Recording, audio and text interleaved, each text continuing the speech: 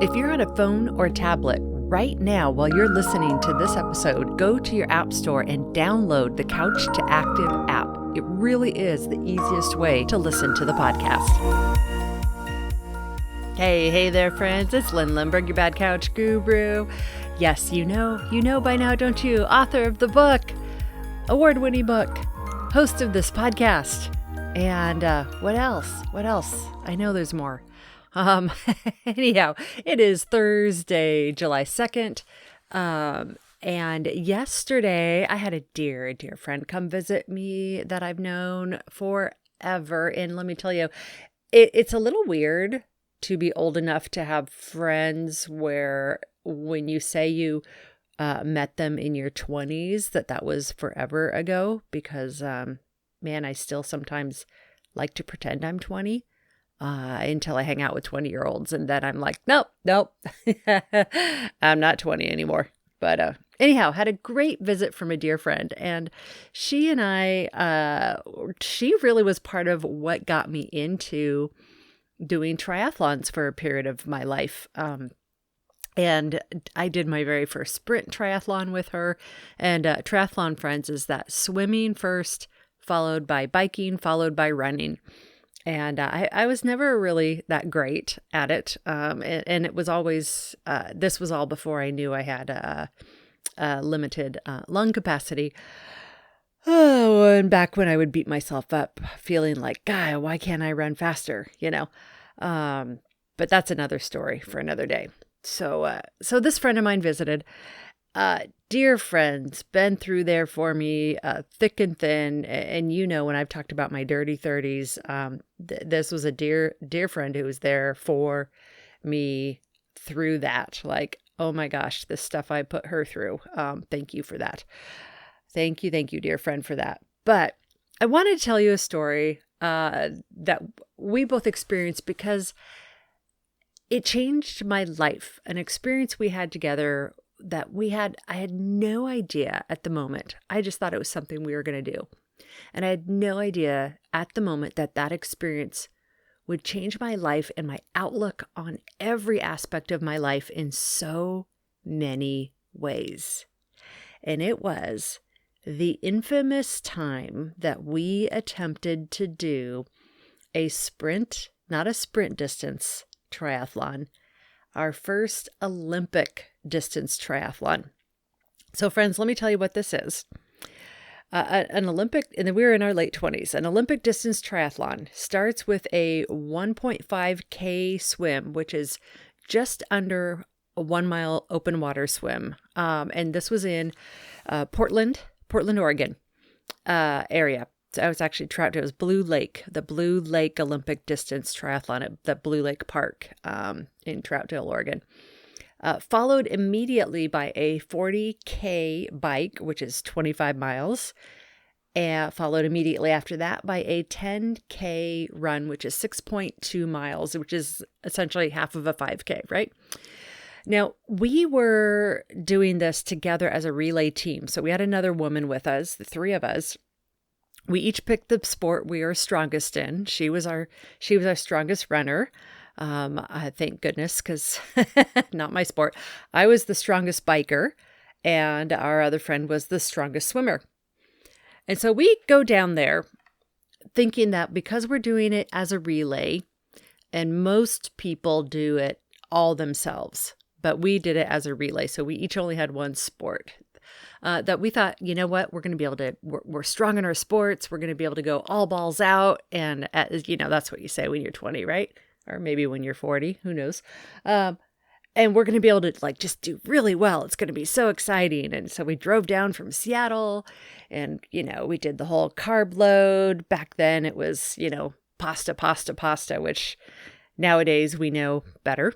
And we get up early in the morning and we get ready to do our events and we just feel like we fit right in with everybody else.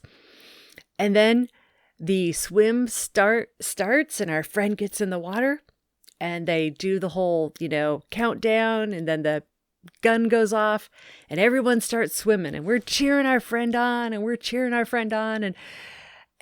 the next thing we know, she actually swims away from the crowd of swimmers. There's probably 100 people in her heat, probably 2,000 people total doing this event. Swims away from them, comes up to shore where we are, and our eyes are just as big as saucers because we're thinking, what the heck is she doing? Like, she needs to get back in the water and start swimming, because if she doesn't finish her swim, we are disqualified. And this entire event and the whole reason we're here is like for nothing. And we drove, all the way down from Seattle to Portland, which, like the whole reason we're here, we can't have it end in the first 90 seconds. And so our friend comes up and she's hyperventilating and she's crying and she's like, I can't do it. I can't do it. I can't finish this swim. And we're like, dude, you can do it. You can do it. And she's like adamant, I can't do it. And so we realize, oh my gosh, I just have to tell her whatever she needs to hear in order to get her back in the water and finish this thing for us. And so I don't even know what I told her, but I was just like, breathe deep, breathe slow. You got this. Take your time, blah, blah, blah. Finally, she gets back in the water and she finishes. Then bike time. That's me. And so we do the handoff. I get on my bike, 25 miles, and I push as hard and fast as I can. And I get passed and passed and passed by so many bikers. When a biker approaches you, they say, on your left. And then they pass around you. And in a triathlon, there's rules about how close bikes can get to each other.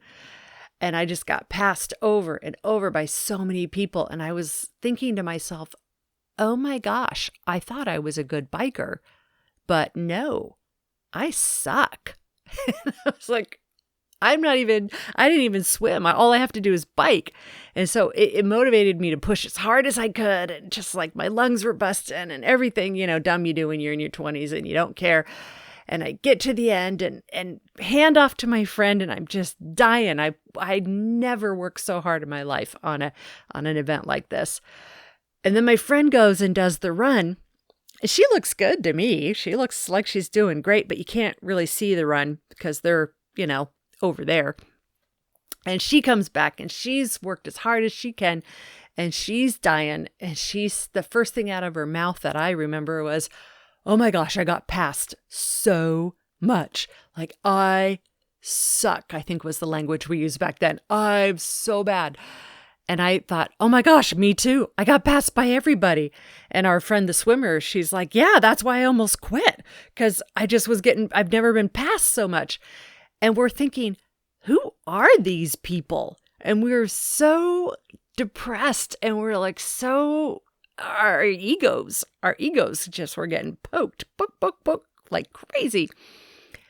So we decided to wait till the end of the race rather than just putting our tail between our legs and packing up our gear and going home.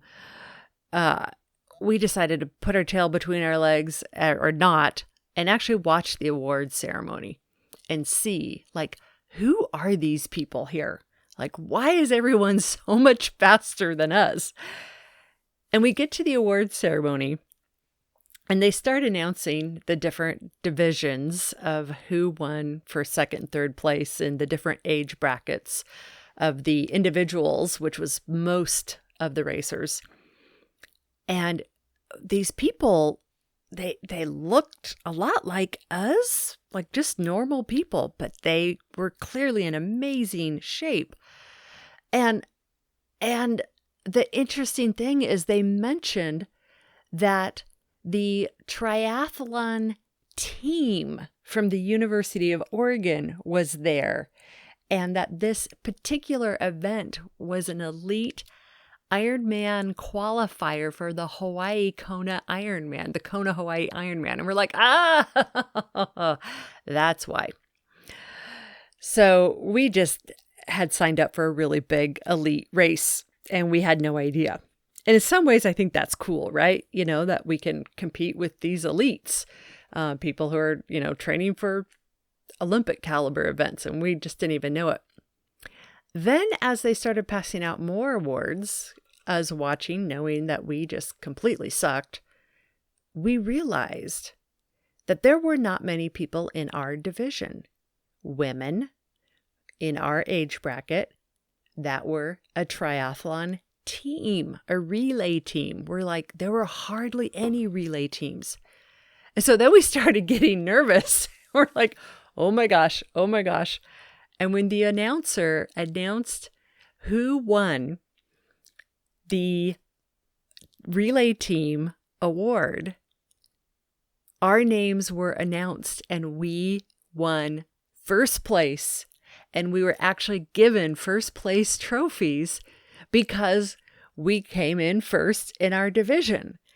And we're like, how did this happen? And we had to look it up, and we looked and realized we got first in our division because, yeah, you guessed it. We were the only ones in our division. So, so it changed my life because I went into this event thinking I was a hot shot. I went in thinking I was really good and I was going to actually place reputably. And I left knowing that everybody there was so much better than me, and I really wasn't as good as I thought I was. But I still walked away with a first place trophy. And that is the only podium finish trophy for a sporting event I have ever won in my life. So, friends, this is my word and news to you all. This is life. You can go in sometimes thinking you're better than you are, and you can be shot down and know you're not as good as everybody else. But sometimes it doesn't matter. Sometimes it's just about showing up. And sometimes that is what gets you in first place. Alrighty. Thank you, my dear friend, for that amazing, awesome memory. I still have the trophy. I wonder if you have the trophy still too. You gotta let me know. And everybody, just get out there and try, because you never know. All right. That's my story for today. Love y'all. Have a good rest of your day. Bye-bye now. Always head on over to the homepage of couch2active.com and check out what our current new freebie is. Right now, you can get a download of your 5-minute exercise makeover on couch2active.com.